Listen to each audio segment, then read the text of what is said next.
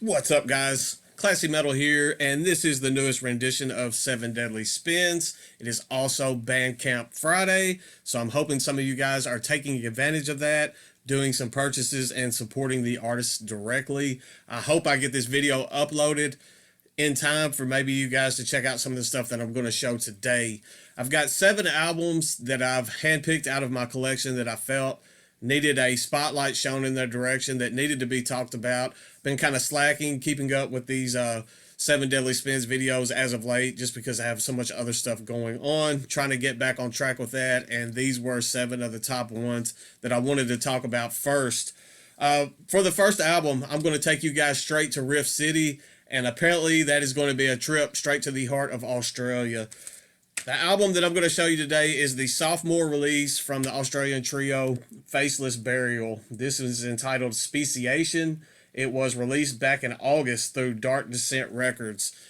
This is more of that 90s classic death metal revival that it feels like Blood Incantation has been pioneering or torchbearing for. Tomb Mold is another band that's thrown in that conversation quite a bit. Don't overlook Faceless Burial. I don't feel like that they're getting the acclaim that they deserve, simply because people are fixated on some of those other bands, mainly Blood Incantation. I enjoy Blood Incantation. They were on my end of the year list last year, but sometimes I feel like they can be a bit put on a pedestal while other stuff is overlooked. This is one of those projects that I feel like has been overlooked. This is phenomenal, crunching, pounding 90s worship death metal. The closing track on this, Ravished to the Unknown, is a perfect closer. I could not have picked a better track, a better song to close this album with, because it leaves me craving more from Faceless Burial.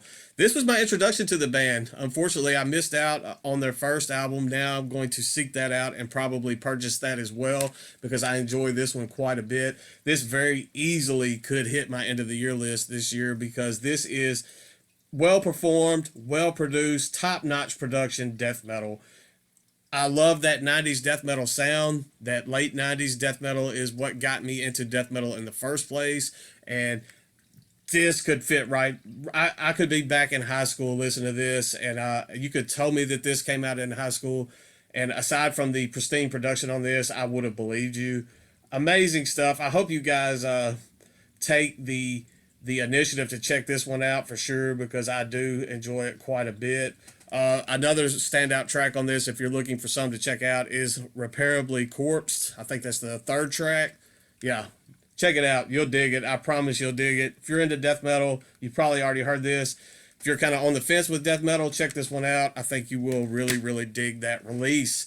Next up is a band that I found through the Soul Grinder zine. During that video process, I found this band, checked out their stuff on Bandcamp, enjoyed it quite a bit, reached out to the band directly, and purchased an EP from them that way. The band I'm talking about is Luna and Sanguinem, with their 2020 EP entitled Global Bloodbath. This is a band out of the Chicago area. I think they're maybe a suburb outside of Chicago. I know it's just kind of in that Chicago metropolitan area. That's what I'll say. I enjoy Global Bloodbath quite a bit. I am excited to hear more from this project. It is kind of death-infused thrash metal, thrashy death metal. It could go either way on this. One of the standout things for me within this EP is the vocal attack that you receive. The vocals are a mix. You have a little bit of growls going on, but they're audible enough where you can actually understand the lyrics. It's a mix between like those death growls and just the thrash screams. The lyricist on this, the vocalist on this, performs it immaculately. And the speed at which these vocals are delivered is mind-blowing, because you can understand, they're audible, you can understand the lyrics, but they're moving so fast your brain has trouble keeping up. Like you'll hit into a passage where the vocals are over and the music is still going, and your brain is just catching up with the vocals, and you're like, wow, wow. And a song that highlights, if you're wanting to check this out, a song that really highlights that would be Perfect Neighbor, the 3rd track on that. It's just nasty, thrashy, deathy metal, extreme metal. There's a lot of violence in the lyrics, violence, hatred. There's some movie references going on in the lyrics as well. But violence and bloodshed are the main two lyrical themes that I found all the way up until the last track. The last track was Far From the Light. That one kind of changed paces a little bit. And one thing that I can say about this EP that I really enjoyed, that every track on this is a standalone track. The first four tracks, despite all having that distinct kind of thrashy sound, that death thrashy sound going on, they all stand alone and have their own identity. The fifth track brings in this sludgy sound. It almost sounds straight out of New Orleans, and I dig it quite a bit. Another thing that they kind of pinpoint on and hit here and there throughout the album is almost like these chanting vocals type stuff, like hypnotic vocals, and I dig it. I dig it quite a bit. I'm looking forward to hearing more from Luna and Sanguinem. Fantastic first EP there. Definitely looking forward to more from them. Next up, changing gears quite a bit, we're going to go up to Canada. We've got some black metal out of Quebec. This is Winterfog with their debut, Engulfed by the Mist. This features one current member of Black Empire and one former member of Black Empire. It's a two-person project, and this is just cold, grim black metal. It has this, it creates these cold atmospheres, these melancholy atmospheres that a lot of black metal is able to do. They're able to do that. You can tell these are seasoned musicians and seasoned, the vocals are seasoned. You can tell that these are people that actually have been a part of this scene, people that have performed, people that have done this for some amount of time. This is not just basement black metal. This is well performed, well produced black metal. The production quality on this is top notch for it being a debut EP. I fell head over heels in love with this album the very first listen that I gave it. The bookend tracks on this, the first track, Storm of the Frozen Blood, and then the last track, Our Nature Forgotten. If you listen to those two tracks, if you listen to number one and then you listen to the final track, you get a perfect idea of where this band is going, what this band is all about, and what you're in store for the album as a whole. Those two songs completely encompass everything that this band is about. The closing track on this, Our Nature Forgotten, is my absolute favorite track on this release. The entire album is a build-up to that track, and I love it quite a bit. I hope you guys that are into black metal watching this, check this out. Winterfog out of Canada. Fantastic stuff there.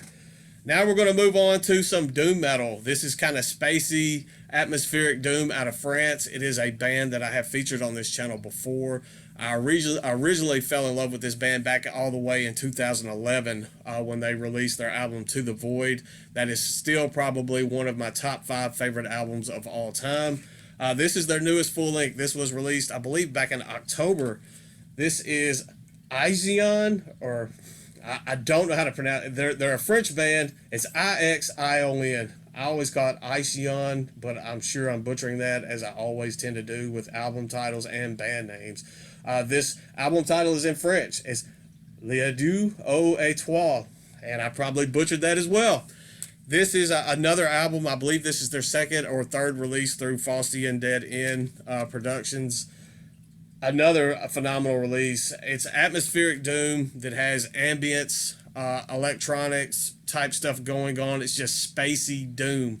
It's about 38 minutes long, which is fairly short for a doom metal album of this type, but it works well. It does not overstay its welcome. Everything, they don't take just too terribly long getting to the point, which can be kind of a detriment to some doom metal bands. All of the atmospherics and that type stuff lead somewhere on this album, and it's definitely a testament and a positive thing going with this. I love this band, I love this project, and I love this album just as much as I love almost all of the others. To the Void will always have a special place in my heart, but I've enjoyed everything that this band has put out. If you're into that kind of atmospheric doom, spacey kind of ambient doom, it hinges on Funeral, doom at times without getting just too far into that particular area. It's just a spacey doom that creates these melancholy feelings of isolationism, all alone. You're in space, completely alone, but it's beautifully done. So just definitely check out IXION if you have not done so in the past. Next up, changing gears completely, going from something slow and methodical like that doom metal release to something grindy, fast, and in your face. And you can't always have these long, passionate love-making nights. Sometimes you got to bend something over the hood of your car and have a quickie. We've got a 10-minute demo out from Vargheist Records by the band Flesh Configuration. This is their newest, I guess their debut demo. It's grindy death metal, 4 tracks long, clocking in maybe 10 minutes. It just comes in this little slim jewel case. This was limited to 50 copies. You can buy it directly from the Bandcamp or Vargheist Records.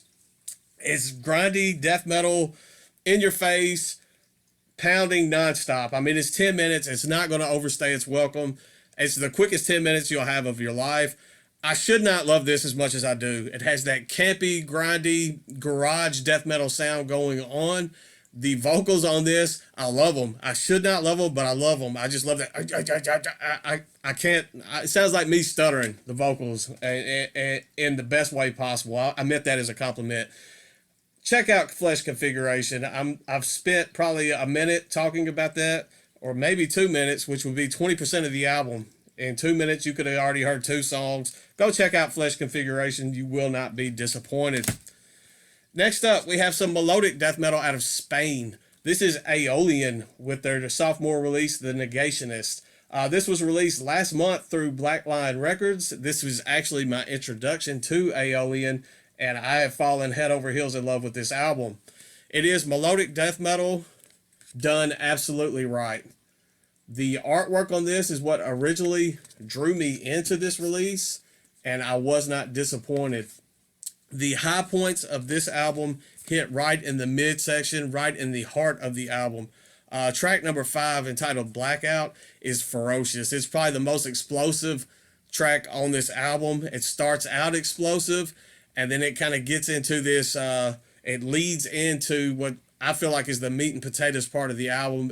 It leads perfectly into Golden Age, which is track number 6, which also happens to be my favorite track on this album. And then you have Bleeding Garbage, which follows Golden Cage, which is probably my second favorite track on this album. Those 3 tracks, that 5, 6, and 7, hearing those in succession, it was just like auto purchase. There's no way that that you could not snag yourself a copy of this, especially if you find yourself being a fan of Melodeath and you have not heard of Æolian and you have not checked out this newest album. Do it now, because you are definitely slacking.